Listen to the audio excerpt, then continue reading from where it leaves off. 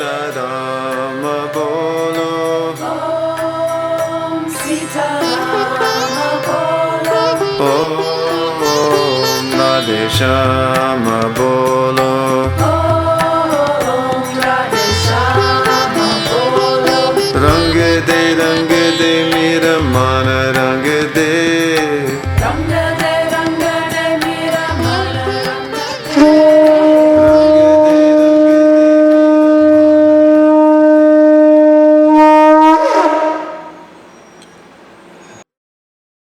Nowadays, especially in our Western country, that people they tend to have several teachers, Yeah. and like we talk about it, it's a pretty rare student that.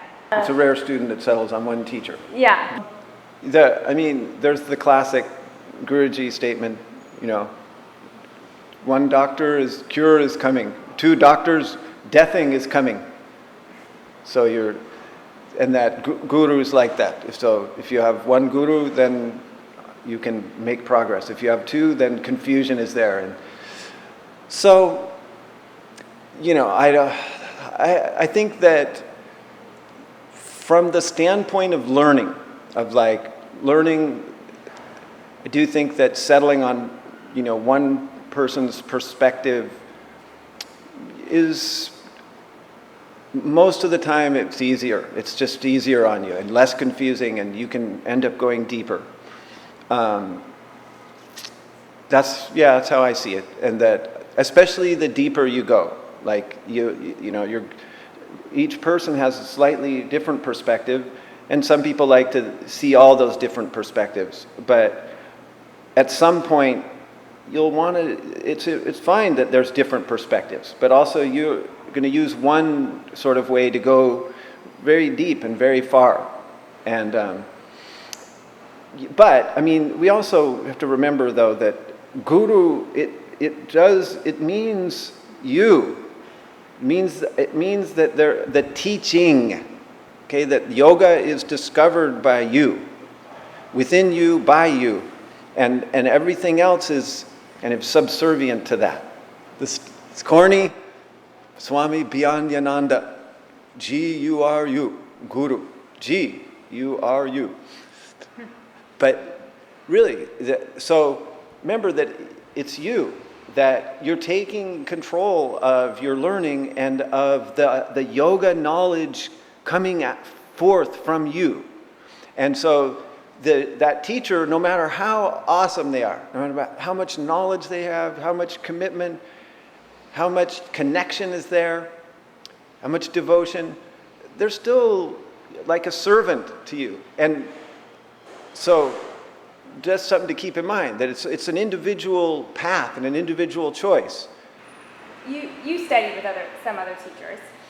I did, yeah, and I also, I had some, I was, yes, definitely. It was challenging for me, because I had some Iyengar yoga background, and I had a background studying with this teacher, Marie Svoboda, who was her own thing. But the teachers that I had were very amazing teachers, and so they had a strong impact on me. But I still see that Pattabhis Jois somehow helped me to coalesce all of that and to bring it into real focus and into a centered place, into a whole place that's like, wow. And so that method and his teaching is definitely like, that's what leads me. And everything else is just there supplementing or supporting or bringing, perspective on it and kind of just supporting it here and there. Yeah, and I think also from the things that you've told me, what I've interpreted is that Pattabhis Jois, he was able to sort of break like your soul too.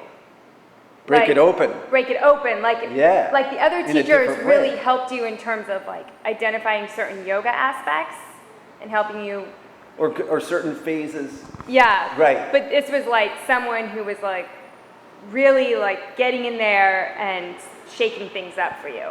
Yeah. Like just this. in a really different and large way, right? And that's that whole guru image of the vessel that contains the Shakti, like that can hold that space and allowing you to open to everything. I mean, and that it's funny how you hold back pain, which is obvious, and like, you know, but you also hold back your own joy and your own like expression. And so just to open both ways, open into the pain and the avidya, the ignorance, but also into the bliss, the ananda, and both ways. And yeah, and so he was working on a different level, like a whole different level of that, you know, which is like so extraordinary, because where do you find that now? I mean, who's doing that? Not many people really, really, like that's what they're there for, and that they set up the whole condition for it to happen, which is like, because it takes a long time, actually. It's not just like For the guru to develop that? No, for the student to do it, to go inside and open up to themselves. It takes like months of daily work. It's a very committed thing, and so, and you're right though. It takes the teacher, like by the time I met him, he's 70 years old. Like so many years of teaching and so much knowledge, and you know.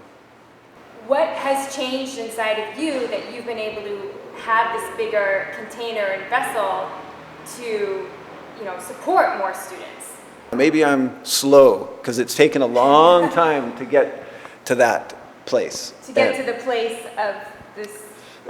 Yeah, just, I don't know, feeling so committed, and I don't know, just. And like you have enough experience behind you yeah, to really make a difference? Yeah, and just happy sharing, and feeling like I'm on the right track of what to share and how to share it, and that took a long time to get together, to open into, and to discover, like, like in a lot of ways, like, because there's the perspective of Guruji's teaching, just what that was, and then there's my own unique person that I am, and just being able to sync those, like be kind of true to myself and be natural and be myself, but at the same time embrace the Ashtanga and what it is, and having those come together nicely. And I feel like there's been little challenge there, like